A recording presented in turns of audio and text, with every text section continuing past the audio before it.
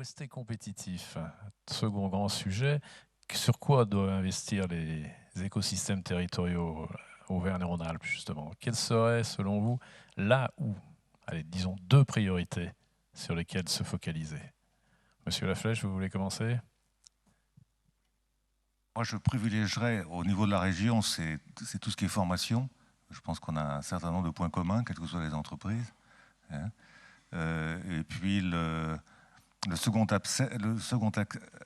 aspect, c'est plutôt de se dire, est-ce qu'on peut avoir des fournisseurs, en particulier sur tout ce qui est logiciel, plus proches?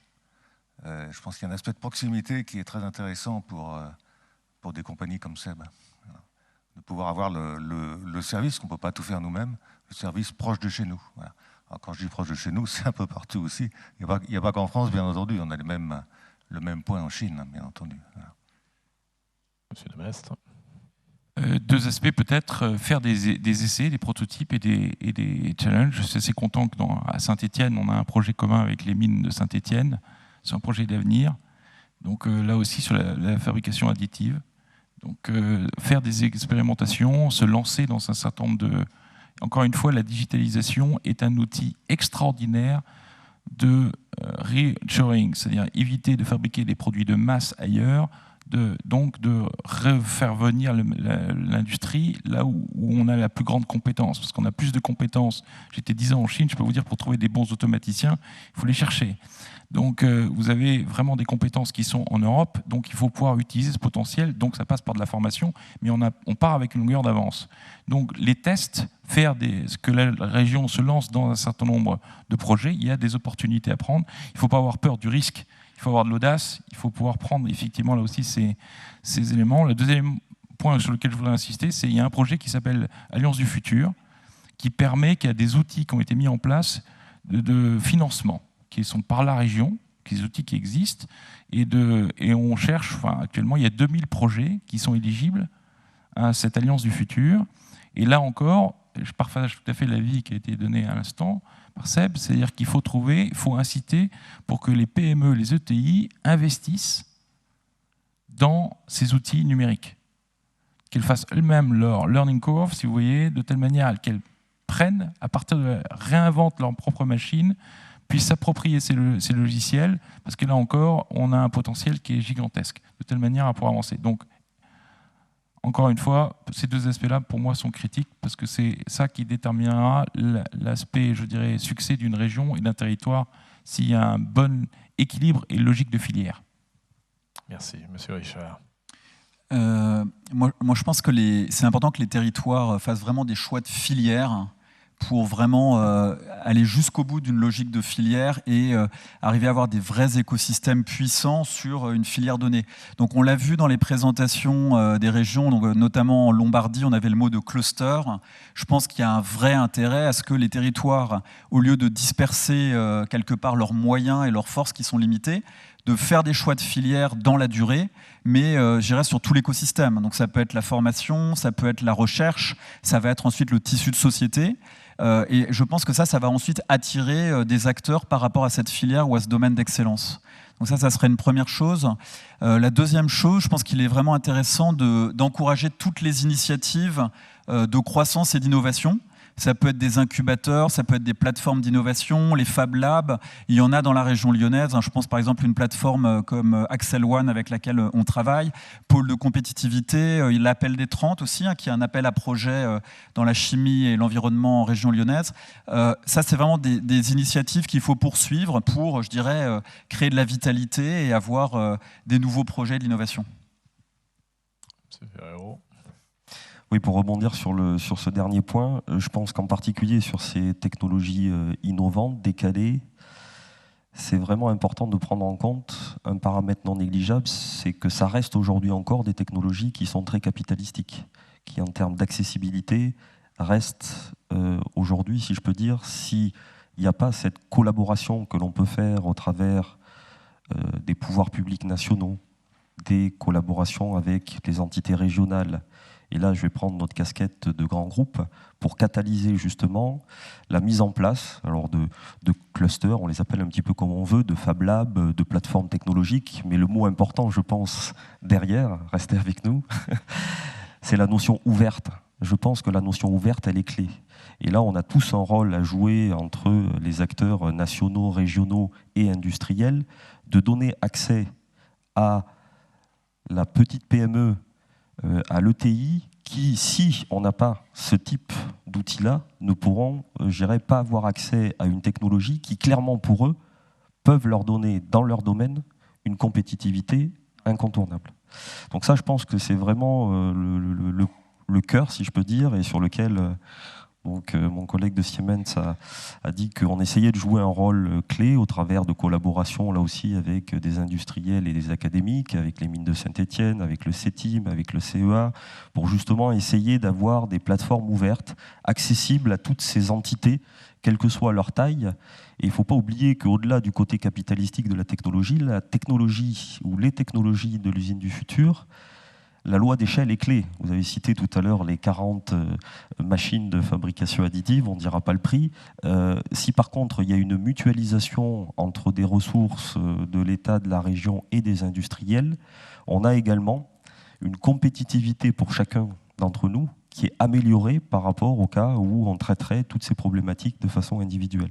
Donc, je dirais ça, c'est l'élément, à mon avis, priorité 1. La formation, elle l'est également, mais je dirais qu'il faudrait peut-être aller un petit peu plus loin dans la réflexion.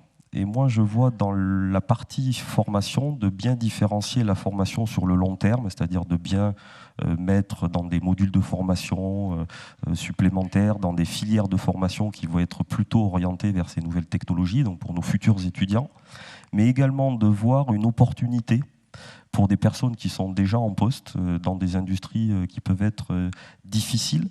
Je parle par exemple des gens qui sont dans par exemple des opérateurs ou des gens qui sont dans de l'usinage. Il ne faut pas le voir comme une compétitivité, mais plus comme une complémentarité. On a un vrai moyen de requalification d'un certain nombre d'emplois aujourd'hui qui permettrait derrière, de pérenniser, voire d'améliorer la configuration et de l'entreprise et des employés de ces entreprises. C'est aujourd'hui le défi qu'on a relevé avec notre nouvelle JV, c'est qu'aujourd'hui, on regarde les nouveaux étudiants sortant d'école qui ont déjà ces profils-là. Pour faire simple, il n'y en a pas ou il n'y en a pas assez. Donc, par contre, on doit trouver une opportunité à court terme, et c'est comme ça qu'on a regardé toutes les passerelles possibles entre des métiers, si je pourrais dire, historiques, que ce soit dans la conception, dans le design, dans des gens qui étaient dans des bureaux d'études, dans de la maintenance, dans justement plutôt des technologies de soustraction de matière, mais dont justement l'expertise métier et les passerelles sont tout à fait faisables. Et si on peut catalyser et j'irais faciliter ces passerelles-là, je pense que là, il y a quelque chose que l'on peut clairement ensemble travailler. Merci. Monsieur Duval. Bon, je vais être à court d'idées, parce qu'il y a beaucoup de choses qui ont été déjà dites autour de cette table ronde. C'est toujours le privilège du dernier. Non, je rajouterais juste une chose. Je pense que les pouvoirs publics peuvent aussi travailler sur l'intégration de l'usine dans l'environnement. Je fais le lien avec une initiative qu'on avait prise dans le groupe en 2012, qui était la conférence des citoyens dans le cadre de l'Observatoire de l'usine du futur. Et parmi les enseignements qu'on avait tirés, donc on avait travaillé avec l'Institut Ipsos et interrogé tout un panel un échantillon de population représentatif de la population française. On a eu la bonne surprise de voir que l'usine n'avait pas une si mauvaise image que ça, mais c'était le Banana Concept ou le Not in My Backyard. Les gens globalement disaient « j'ai rien contre l'usine, je reconnais que ça crée de l'emploi, mais je voudrais que ça... pour l'instant, j'en veux pas derrière chez moi ». Donc il y a un effort des industriels à faire pour communiquer sur ce qui est devenu l'usine, qui est plus germinal, et loin de là, première chose. Mais il y a aussi une vraie réflexion à avoir au niveau des pouvoirs publics pour que on crée de l'emploi au plus près des lieux d'habitat. Il y a des impacts environnementaux, il y a des impacts sociétaux derrière tout ça. Donc il y a une vraie réflexion à avoir pour reprendre les termes qu'il y avait tout à l'heure sur cette relocalisation quelque part de la production au plus près du consommateur. Il faut aussi qu'on arrive à faire des lieux de travail au plus près des lieux d'habitation et qu'on n'ait pas ces grandes migrations qu'on connaît dans les grosses métropoles où les gens sont obligés d'aller faire des dizaines de kilomètres pour trouver un habitat abordable, tout en venant sur les grosses métropoles tous les jours et en polluant la planète avec leur moteur diesel, même s'ils ont des filtres à particules et qu'on nous promet effectivement qu'ils ont un impact limité. Donc il y a un travail à faire collaboratif entre les industriels et les pouvoirs publics pour réellement intégrer l'usine dans le tissu social au plus près des lieux d'habitation des gens. Merci. Ce que pourrait peut-être faire la fabrication additive dans quelques années. On pourra peut-être même produire chez soi. C'est une nouvelle forme de travail. On en parlait tout à l'heure, hein, d'aller à l'usine à 8 heures et de repartir à 17 heures. On peut effectivement imaginer d'une manière générale une entreprise étendue déjà, d'une part, qui n'est pas forcément centrée sur elle-même, mais qui partagent des plateformes, des Fab Labs. Bon, on a parlé de l'école des mines de Saint-Étienne, l'initiative qu'on soutient dans ce domaine-là, de mettre en place une plateforme à disposition des PME pour des raisons capitalistiques, ça paraît assez évident. Il y a ça, mais il y a aussi effectivement des formes de télétravail qui peuvent s'imaginer avec la fabrication additive. Merci. Alors juste pour l'audience, vous avez mentionné le banana concept avec le NB, Not in my backyard. Le banana veut simplement dire build almost nothing, anywhere, near anyone. Ce qui est un peu plus fort que le NB. On va peut-être terminer cette session par un exercice un peu compliqué, mais on va commencer par vous. Désolé, monsieur Laflèche, qui sera en une seule phrase, devant le parterre de chefs d'entreprise que vous avez devant vous, quel serait votre conseil pour anticiper l'industrie du futur? Alors, je crois qu'il est on a dit une phrase, hein. Relativement simple. Ça, c'était la phrase d'introduction. C'est investissez dans les technologies du futur. Ça ne détruit pas l'emploi. Ça vous permettra d'en créer, ça le transformera, mais ça vous permettra d'en créer.